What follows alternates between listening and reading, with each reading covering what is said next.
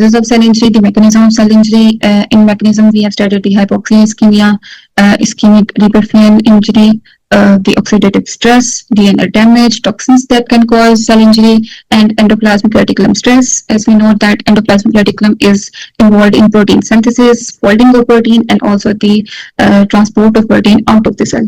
What happens in endoplasmic reticulum stress? There is protein misfolding, and that misfolded protein cannot be transported out of cell, and that accumulate within the cell may cause disease, such as in cystic fibrosis. There is deficiency of CFTR receptor protein, that is the chloride transporter, and also by inducing the apoptosis as in neurodegenerative diseases like Alzheimer's disease. The table down is showing the disease and the affected proteins in them. In cystic fibrosis, the affected protein is CFTR receptor, that is the chloride transporter. In familial hypercholesterolemia, the affected protein is LDL receptor. Basically, LDL receptors are required for the internalization of LDL from blood within the organ, and when these receptors got dysfunctional, LDL cannot be internalized and it stays in the blood and can lead to hypercholesterolemia. In Tay-Sachs disease, the affected protein is hexosaminidase beta subunit. This enzyme is lysosomal enzyme and can lead to lysosomal storage disease. In retinitis pigmentosa, the affected protein is rhodopsin. Basically, this rhodopsin protein is required for by the retina for vision. And in Alzheimer's disease, the affected protein is A beta peptides. These proteins got accumulated within the neurons and can further lead to neurodegeneration.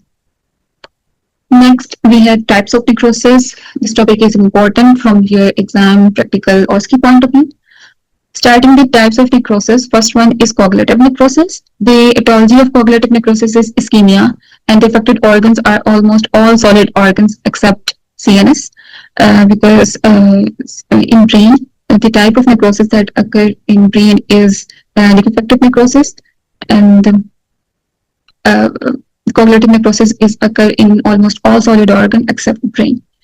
Then the gross and microscopic features, the organ grossly pale, dry, demarcated areas of necrosis along with the basic cell outlines are preserved. As you can see here, this is the kidney, normal parenchyma of kidney, and this one is the coagulative necrosis in the kidney. And you can appreciate that the necrotic part and the normal part of the kidney, and that the outline are preserved here. And also microscopically, the eosinophilic anucleated cells can be seen. This slide over here is showing the kidney. This one is normal parenchyma, and this one is coagulative necrosis in the kidney. You can see that there is increased pink staining due to the eosinophilic anucleated cells that are present in coagulative necrosis in the kidney. Next is caseous necrosis. Caseous necrosis is typically seen in tuberculosis, tubercular lung, and also in syphilis and in certain fungal infections. For its feature, that type of necrosis is seen as a cheese-like friable yellow-white appearance. You can see over here, this is showing the lung parenchyma, and this one over here is the caseous necrosis due to TB in lung, and it appears as a cheese-like friable yellow-white appearance. And also microscopically, this one is showing the caseous necrosis due to TB in the lung. That is the chronic inflammation, and there is granuloma formation over here. Microscopically, there is collection of fragmented or lyse cells with amorphous granular pink appearance in H&E staining. You can appreciate over here that this is the amorphous granular pink parenchyma of the lung. Next is liquefactive necrosis. Liquefactive necrosis is seen in certain focal bacterial and fungal infections. What happens in liquefactive necrosis, the tissue becomes viscous liquid, and that viscous liquid is then removed by the phagocytes. For its feature, there is loss of cellular architecture. You can remember that in coagulative necrosis, there is a preservation of cellular architecture, while in liquefactive necrosis that happens in brain, and there is loss of cellular architecture along with cellular debris is present and cavity formation. Plus, there are also the immune infiltrate that can be appreciated. In this picture, this one is showing the brain parenchyma, and this lesion is the liquefactive necrosis in the brain. And this is the histopathological slide. This one is showing the normal brain, and this one is liquefactive necrosis in the brain. And there is the cellular debris and the neuron cells, and there is increase in the eosinophilia in the brain. Next is fat necrosis. Fat necrosis is seen in acute pancreatitis and also traumatic breast necrosis. In acute pancreatitis, the pancreatic enzymes leaks out of the organ and they cause digestion of the substance of pancreas. For its feature, the fatty acids that are present within the organ, they combine with the calcium to grossly appear as a chalky white. This phenomena is called fat sponification. You can see over here, this one is showing the fat necrosis of breast, and this is showing the fat sponification due to the combination of fatty acid with calcium, chalky white appearance. This one is also the fat sponification, and microscopically you can appreciate over here that this one is blank areas of the fatty acid and calcium. Next is gangrenous necrosis. Gangrenous necrosis is typically occur in limb ischemia, and grossly and microscopically it has features of coagulative necrosis. If it has features of coagulative necrosis, this is the red type of gangrenous necrosis, and if the bacterial infection superimposed, it shows the liquefactive feature, then this type is red type of gangrenous necrosis. Lastly, we have fibrinoid necrosis. It appears in blood vessels, in vasculitis, and also in severe hypertension. For its features, the immune complexes with fibrin got deposited in a lipid in vessel wall, and microscopically it appears as a bright pink eosinophilic amorphous appearance.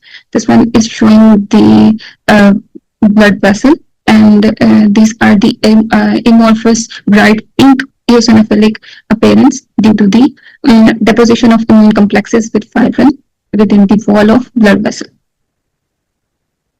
Next is the physiologic and pathologic condition associated with apoptosis.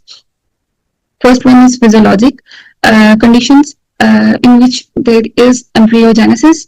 In embryogenesis, there is involution of uterus occurred. Then the hormone withdrawal.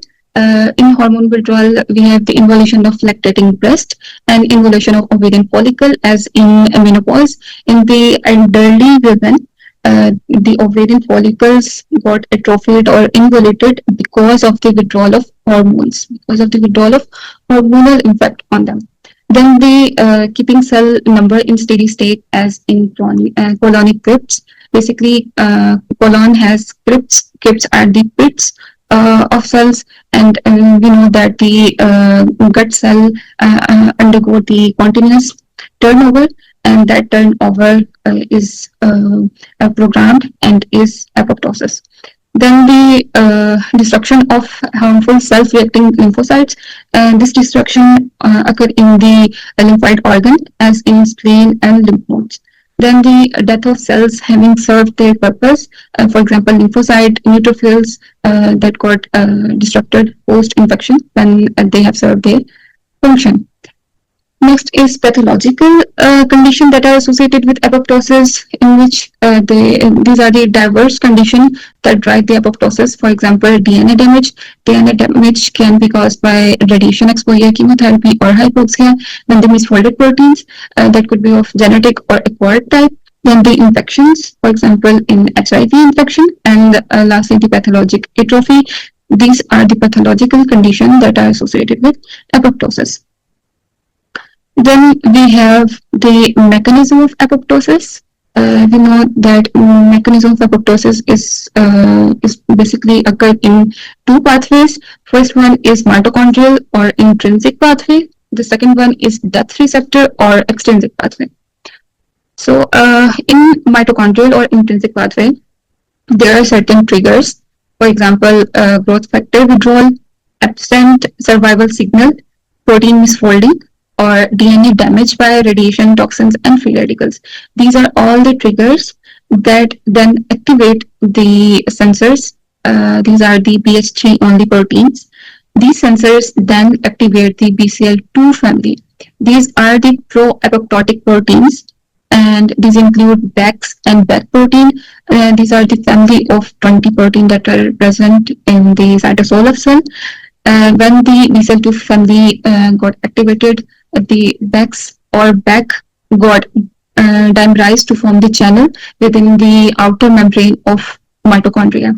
We know that mitochondria got two membranes, the inner and the outer one, and the space between these membrane is the intermembranous space, and there is cytochrome C that is located in this intermembranous space. When the BACs got dimerized to form the channel in the outer membrane, these cytochrome C come out or transported out within the cytoplasm of the cell, and the cytochrome C along with other pro-apoptotic protein then activate the caspase 9, and the other caspases that are downstream get also activated, and then they leads to the activation of enzymes, for example the endonucleases, and they cause the nuclear fragmentation and fragmentation of other organelles, and ultimately the formation of apoptotic body. These apoptotic bodies are then transported out of the cell, and these apoptotic bodies are then phagocytosed by the phagocytic cell like macrophages. Then they further got disrupted over there. The second pathway is death receptor or extrinsic pathway. What happened in this pathway that the apoptotic cell, when there is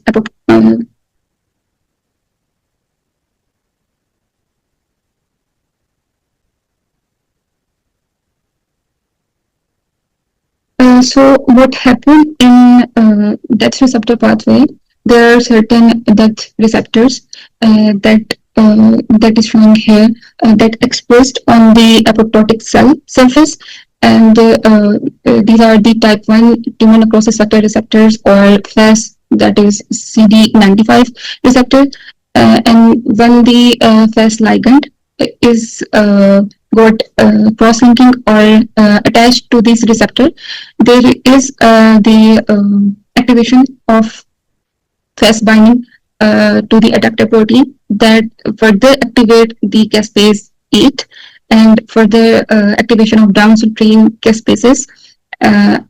When the downstream caspase is activated, they cause the breakdown of proteins and cytoskeleton, and further the process continuing like the production of the apoptotic body, and then the apoptotic bodies are transported out of the cell. They got phagocytosed by the phagocytic cell, and also there is secretion of soluble factor by the apoptotic cells.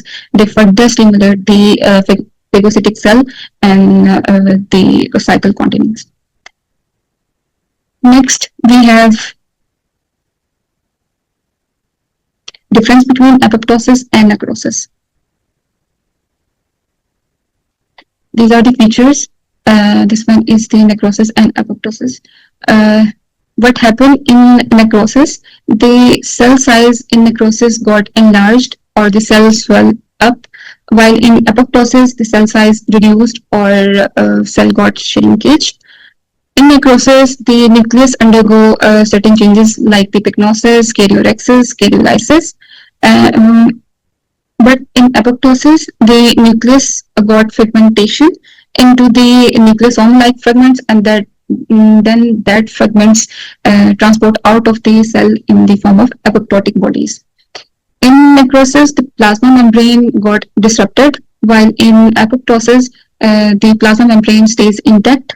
While there is alteration or altered changes can be there, or the orientation of the lipid in the membrane can be altered, but the plasma membrane itself got intact. In necrosis, the cellular contents like the enzymes leaks out of the cell, and there is enzymatic digestion. While in apoptosis, the cellular content stays intact and may be released in apoptotic bodies. In necrosis, the inflammation is frequent, while in necrosis, the inflammation is frequent, while in apoptosis, there is no inflammation.